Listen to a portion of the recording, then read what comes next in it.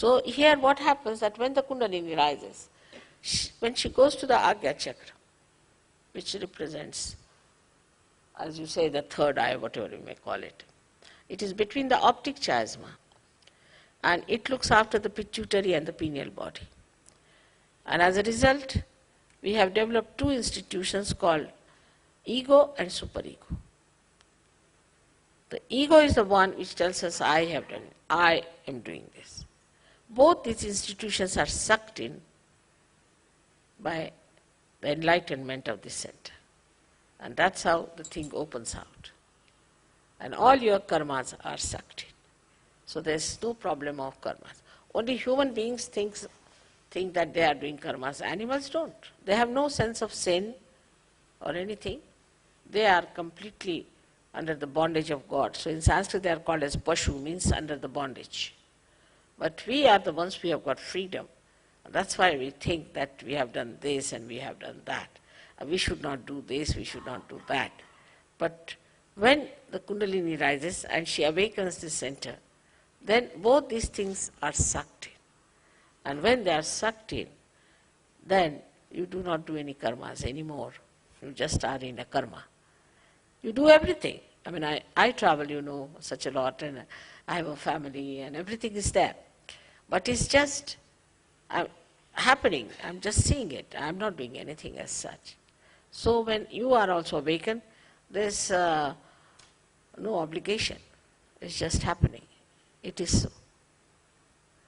Is here where we should understand this center is bestowed upon by the great life of Christ. Christ is there. And they said that he died for our sins, died for our karmas, is a fact. Because when he is awakened, these two institutions are pulled inside. And you get your Kundalini out there. It opens out. And this bone, which has been calcified, opens out. And the Kundalini pierces through. And this is what it is that he died for our sins. But still the theory is extended that we must suffer. Why should we suffer? He has suffered for us already.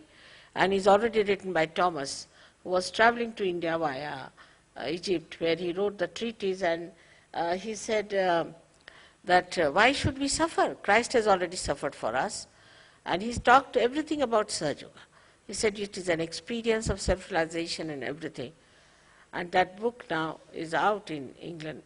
After 48 years, they could decode the whole thing, which was found about 48 years back in Egypt. And is out now, and is beautiful. Gnostics is the name of the book. But is not so much appreciated by some of the people because it challenges the theories of sufferings and confessions and all this nonsense.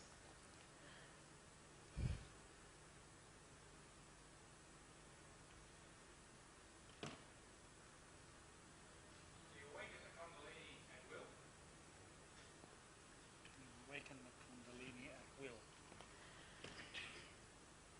Me or you? You cannot awaken yourself. You see, you have to have one enlightened candle to enlighten another candle. This candle, which is not enlightened, cannot enlighten itself. But there's no obligation. But you can correct. Once it is awakened, you can correct it, you can develop it. First, only few hair-like strands of this energy come up and open the fontanelle bone area, and then this flow of Ru starts flowing on you, and it relaxes more of the centers, so more of these strands start coming up. So you can develop it at your will by understanding it, but you cannot enlighten yourself by yourself.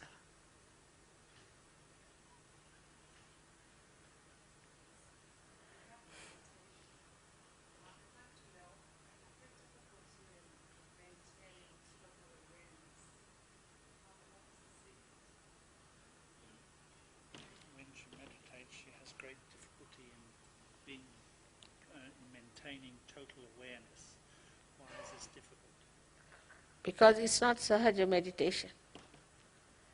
All other meditations are artificial. You are in meditation when you are in such.